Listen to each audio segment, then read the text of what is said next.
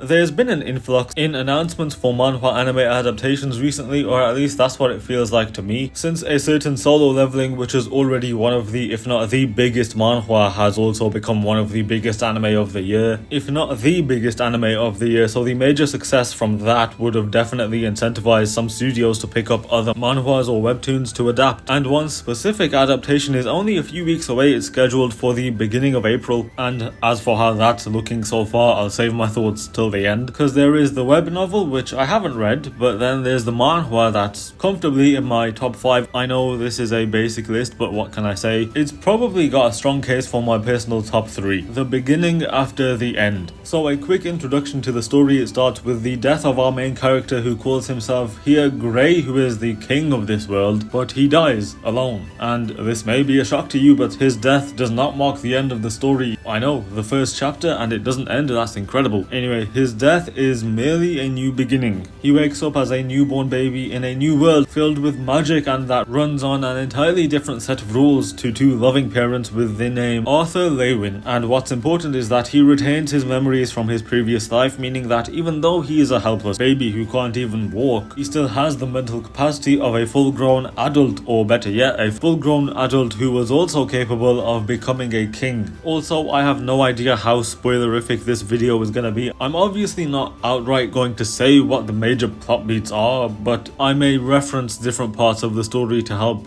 get my points across better. But all in all, it's a non-spoiler video. And obviously with this introduction to the manhwa I'm giving now, it's stuff you learn in the first chapter. And speaking of which, I mentioned he died alone, and instantly he's been offered what his old life seemingly never did, which was an opportunity to grow in an environment filled with family, care and compassion. And since he retained his memories, this gives him an edge in everything from the day he's reborn. Despite being totally unfamiliar with this place, he has exceptional talent for magic and battle, and he embarks on this new journey, the second chance, after he's been reincarnated in another world. So yes, it is an isekai, and I know there's a certain stigma around isekais because a lot of them follow the same path. Loser in their first life finds success in their second life. Maybe a power fantasy, a self-insert story, I get it. These stories are a dime a dozen, and I'm not gonna lie and say the beginning after the end is completely 100% different from all of these other ones, but there's so much that proves it's different enough in its execution that it's clear to see why it stands apart from the crowd, most of, if not all of which I can't say, because then I would be dishing out major spoilers, but that's fine, because I know anyone watching this who hasn't read the story yet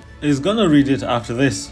Yes? No? Maybe? I hope so. But even based off just that intro, he was a king in his previous life, and just think of what you think comes with being a king. A king is someone of value, status, importance. That sounds like a really great way to live, but his dying words say otherwise, and his new life is that of basically a humble village kid, the complete other end of the spectrum, but he's experiencing things that his old luxury life doesn't seem to have provided him with. That being said, although the circumstances that got him to this point may have been unique, the actual story does start off as you would expect, with him getting adjusted to his new life and such. That's why I said it's not completely different in every aspect. I guess there's only so many ways that one can be reincarnated in another world, so there's bound to be some similarities. I also feel like I am obligated to bring this up before getting into the main discussion, because I found this to be mentioned a lot when I was looking through other videos in preparation for this one. But yes, I can see similarities to Mushoku Tensei. I don't know which one came out first, and to be honest, I'm too lazy to search for the answer.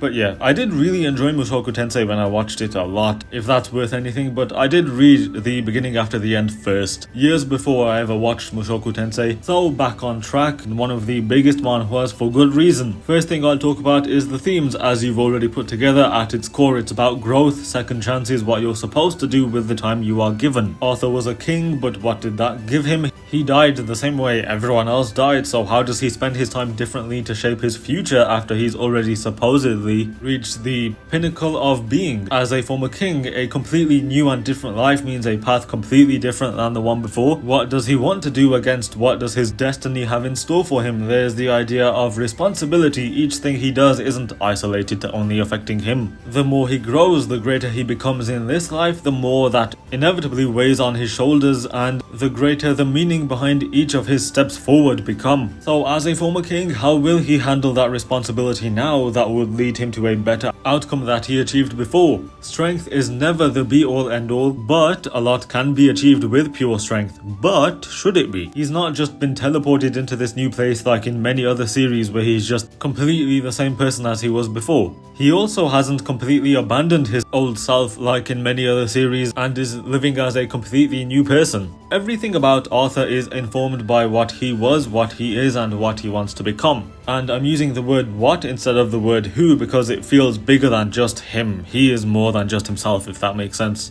And the power system now, or the magic system, this world runs on mana, and every mage uses it, refines it to grow more powerful, and with his memories Arthur begins to learn and train from a very young age, and he learns there are different affinities, and we are introduced to the concept of mana cores, where one must progress through stages of different colors, where control, efficiency, strategy are just as important as raw power. There's obviously a lot more, but more so than just explaining it, I want to talk about how it enhances the story. The easy answer is that it's a clear way to portray Arthur's progress in a way that's rewarding for him, but it's also something tangible almost. Another thing is that although this isn't really thanks to the magic system specifically, but since Arthur was a king, a magic system is a great way at exploring his mind a bit. The fact that he is a prodigy in this world opens up the door to learning about what kind of person he used to be, who he was. Also, the system being so good just makes the world feel more alive. Any great power system should achieve that, where the different layers of magic and such offer different interactions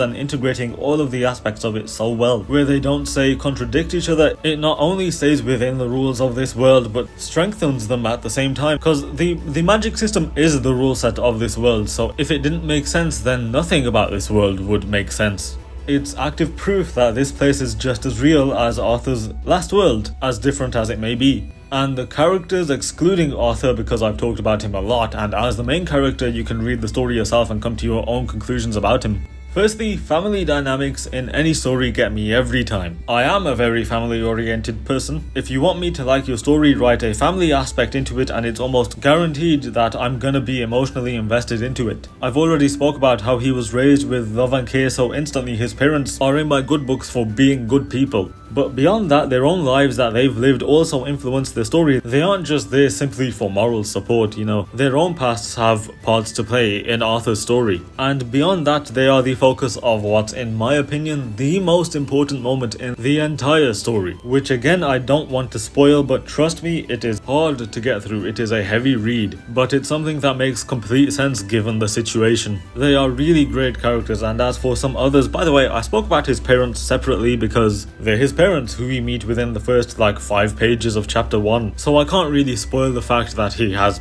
parents. I'm going to be a lot more vague here, and I've only got one sentence to say on the rest of the characters, but there are some who fall very comfortably into your standard archetypes, like a companion, a mentor, a love interest, but trust me that each of them are much more than that. They serve those base roles well, of course, but as the story develops, so do they. And lastly, the world building, it's got some of the standard stuff on the surface, like the typical fantasy setting, and some stuff that's pretty much in every other story, but as is often the best part in other stories' world building, it's the political undertones that make it so great. The story takes place on a continent called Dicathen, and it's home to 3 great kingdoms, each with their own culture, society, and role to play in the world, their own history and such that all dictates how the story plays out in some part. I spoke about the magic system, of course, this world revolves around it and is built upon it. There's the social status, cities, technology, magic academies, and so on. It's a vital part of this civilization. There's noble families, there's class divides, there's racial divides, agendas. Fictional politics are just so much more fun and intriguing than real world politics. So that's a very brief discussion on the themes, magic system, characters, and world building for this story.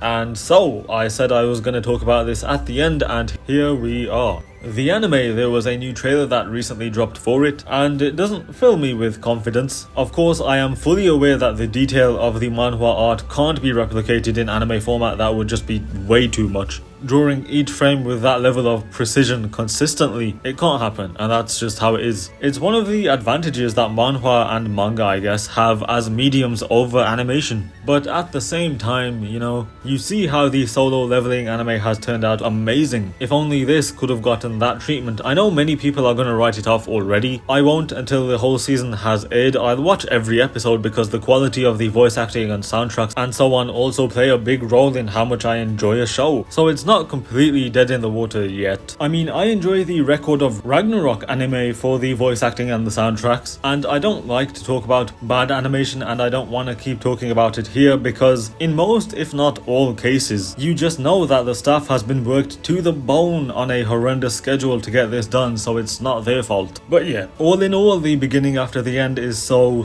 good. Read it if you haven't already. Read it again if you already have. I need to read it again because there was a massive break that lasted for well over a year in between seasons, and then another extended break soon after it returned, so I should refresh my memory. It's well worth it.